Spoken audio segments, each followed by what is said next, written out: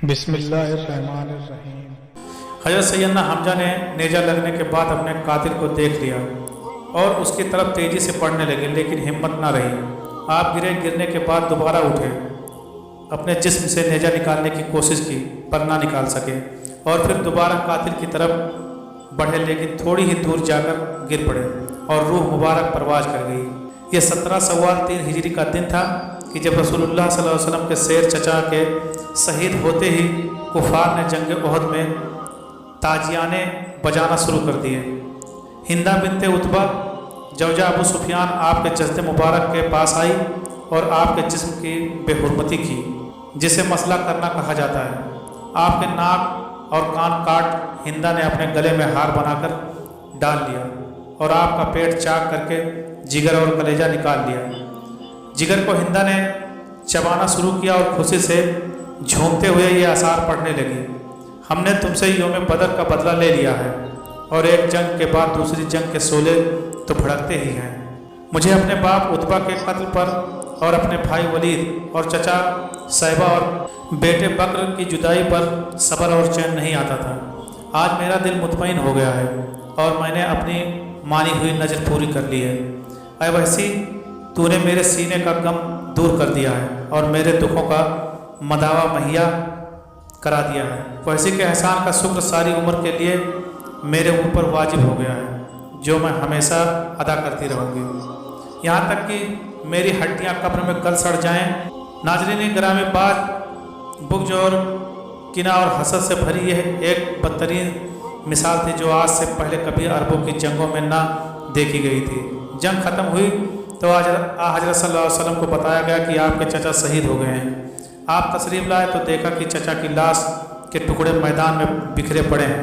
آپ کی آنکھوں سے آنسو چھلک پڑے، غموں کے آنسو کی ایسی جھڑی لگی کہ تمام صحابہ بھی رونے لگ گئے۔ آپ نے اپنے چچا کے ٹکڑے اکٹھا کرنے کا حکم دیا۔ آپ نے اپنے پیارے شہید چچا کے جسد مبارک سے مخاطب ہو کر فرمایا: اللہ کی رحمت تمہارے اوپر سایہ فگن ہو۔ تم رشتہ داروں کا بہت خیال رکھتے تھے اور ہر کار خیر میں سبقت لے جاتے تھے۔ اگر مجھے صفیہ کے غم اور رنج کا خیال نہ ہوتا تو میں تمہارے جسم کے ٹکڑے یوں ہی میدان میں چھوڑ دیتا تاکہ انہیں درندے اور پرندے کھا جائیں اور تم قیامت کے دن انہی کے پیٹ سے اٹھائے جاؤ۔ خدا کی قسم، میں تمہارے بدلے میں کفار کے 70 آدمیوں کا مسئلہ کروں گا۔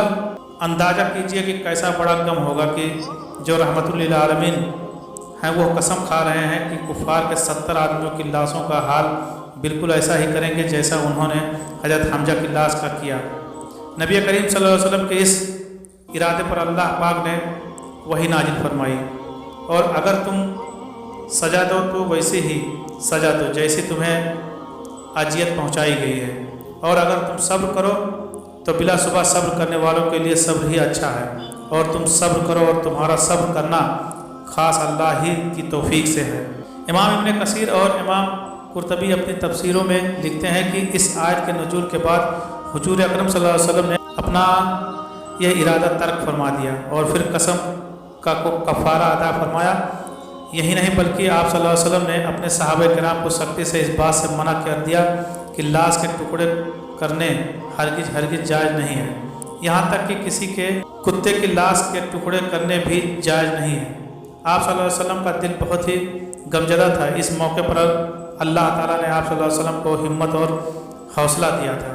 آپ صلی اللہ علیہ وسلم نے فرمایا: مجھے حضرت جبرائیل علیہ السلام نے خوشخبری سنائی ہے کہ حضرت حمزہ بن عبد المطلب کو 7 آسمانوں پر جنت فردوس میں اللہ تعالیٰ اور اس کے رسول صلی اللہ علیہ وسلم کا سیر لکھا دیا گیا ہے۔ حضرت حمزہ رضی اللہ تعالیٰ عنہ کی بہن حضرت صفیہ رضی اللہ تعالیٰ عنہ نے جب جنگ کی خبر سنی تو وہ مدینے سے جنگ احد کے مقام کی طرف روانہ ہوئیں، تو حضرت محمد مصطفیٰ صلی اللہ علیہ وسلم نے اپنی پھوپھی کے بیٹے حضرت جبیر کو حکم دیا کہ پھوپھی کو جنگ کے میدان سے دور ہی رکھنے دیں اور ان کو مدینہ واپس لے جائیں۔ جب وہ اپنے بھائی حضرت حمزہ کی لاش کو دیکھیں گی تو ان سے برداشت نہیں ہوگا۔ جب ان سے ان کے بیٹے نے کہا تو حضرت صفیہ رضی اللہ تعالیٰ عنہ نے فرمایا کہ میں بھائی کے شہید ہونے کی خبر سن چکی ہوں، میں جانتی ہوں کہ اللہ تعالیٰ کے ہاں یہ قربانی بہت ہی مقبول ہوئی ہے۔ میں جاہلیت کے طریقوں سے خوف و واقف ہوں، मैं मुशरिकीन की तरह बैंड डालकर नहीं रहूँगी। हज़रत मोहम्मद मुस्तफ़ा सल्लल्लाहु अलैहि वसल्लम ने इनको जंग उहद के मैदान में जान आने की इजाज़त दे दी। जब उन्होंने अपने भाई के जिस्म के टुकड़े देखे तो आंखों से दरिया बह निकले, लेकिन बार बार हज़रत सफ़िया की ज़ुबान से इन्ना लिल्लाहि व इन्ना इलैहि राजिऊन ही निकला था।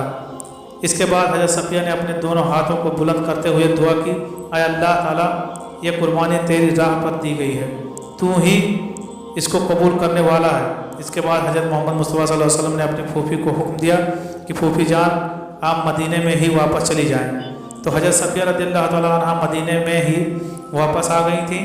हज़रत हमजा रज़ियल्लाहु ताला अन्हा के जिस्म के टुकड़ों को इकट्ठा करके कफ़न पहनाकर जनाजे के लिए रख दिया गया।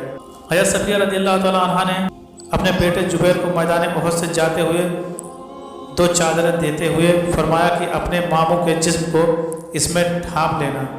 हज़रत जुबैर रज़ियल्लाहु ताला अन्हा ने देखा कि एक अंसारी साहबी शहीद हो गए थे। उन्होंने देखा कि उनके जिस्म पर जो लिबास था वो उतर गया था। उन्होंने एक चादर से अपने मामू से कफ़न दिया और दूसरी चादर को उस अंसारी को कफ़न दे दिया था। अब जब जनाजा पढ़ाए गए तो इसके मुतालिक 2 तरह की रवायत हैं। पहली रवायत तो यह है कि नबी करीम सल्लल्लाहु अलैहि वसल्लम ने सबसे पहले अपने चचा का जनाजा पढ़ाया और इसके बाद एक एक करके तमाम सहाबा के जस्दे मुबारक के सामने रख कर जनाजा पढ़े गए। लेकिन हज़रत हमजा का जिस्म मुबारक सामने से हुजूर अकरम सल्लल्लाहु अलैहि वसल्लम ने ना उठाने दिया। चूँकि हज़रत हमजा को मिलाकर कुल 70 शहीद हुए थे, इसलिए हज़रत हमजा पर 70 बार नमाज जनाजा पढ़ी गई। दूसरी रवायत इब्न माजा की हदीस नंबर 1502 है, जिसमें हज़रत इब्न अब्बास रज़ियल्लाहु ताला अन्हु फरमाते हैं कि गज़वे उहद के रोज़ शहीद को रसूलुल्लाह सल्लल्लाहु अलैहि वसल्लम के पास लाया गया। आप सल्लल्लाहु अलैहि वसल्लम ने 10 शोहदा पर जनाजा पढ़ाना शुरू किया और हज़रत हमजा जो कि रखे रहे और बाकी शहदा उठा लिए जाते, लेकिन हज़रत हमजा को ना उठाया जाता। इसके अलावा वो अबू दाऊद में भी इससे मिलती जुलती रवायत कुछ इस तरह है। हज़रत अबू मलिक गफ़ारी से रवायत है, फरमाते हैं कि गज़वे उहद के दिन रसूलुल्लाह सल्लल्लाहु अलैहि वसल्लम ने हुक्म फरमाया कि हज़रत हमजा की मैयत लाई जाए। चुनांचे उनकी मैयत लाई गई और 9 शहीद और भी लाए गए। रसूलुल्लाह सल्लल्लाहु अलैहि वसल्लम ने उन सब की नमाज जनाजा पढ़ी। उन शोहदा की मैयतों को उठा लिया गया। जब हज़रत हमजा की मैयत वहीं रखी रही, फिर 9 मजीद शोहदा को लाया गया और सामने रखा गया। यूँ रसूलुल्लाह सल्लल्लाहु अलैहि वसल्लम ने उन 70 शोहदा की नमाज जनाजा 7 बार पढ़ी, यानी एक मरतबा 10 शोहदा की नमाज जनाजा पढ़ी तो कुल नमाज जनाजा 7 बार हुई। हज़रत हमजा की मैयत पर हर बार जनाजा पढ़ी गई। नाज़रीन गिरामी, इमाम इब्ने हजर अस्कलानी, नासिरुद्दीन अलबानी और इब्ने कसीर ने अपनी तफसीर में लिखा है कि रसूलुल्लाह सल्लल्लाहु अलैहि वसल्लम के सामने दर हकीकत एक एक करके जनाजे लाए जा रहे थे और आप सल्लल्लाहु अलैहि वसल्लम इन पर नमाज जनाजा पढ़ते जाते थे। इस हाल में कि हज़रत हमजा रज़ियल्लाहु ताला अन्हु का जनाजा आप सल्लल्लाहु अलैहि वसल्लम के सामने ही रखा था। यह हज़रत हमजा सिर्फ खुदा का एजाज व इकराम ही था कि उनके हिस्से में एक मुनफरद खुसूसियत आई। इससे पहले और न बाद में कभी नबी करीम सल्लल्लाहु अलैहि वसल्लम ने एक ही जगह किसी भी शख्स का 2 बार जनाजा न पढ़ाया। नाज़रीन गिरामी, सहाबा को इज्तिमाई कब्रों में दफन किया गया। हज़रत हमजा को उनके भांजे अब्दुल्ला बिन हजस के साथ एक कब्र में दफन किया गया। बाद रवायत में आता है कि हज़रत मुसाब बिन उमैर भी इनके साथ ही दफन किए गए थे। इन्ना लिल्लाहि व इन्ना इलैहि राजिऊन।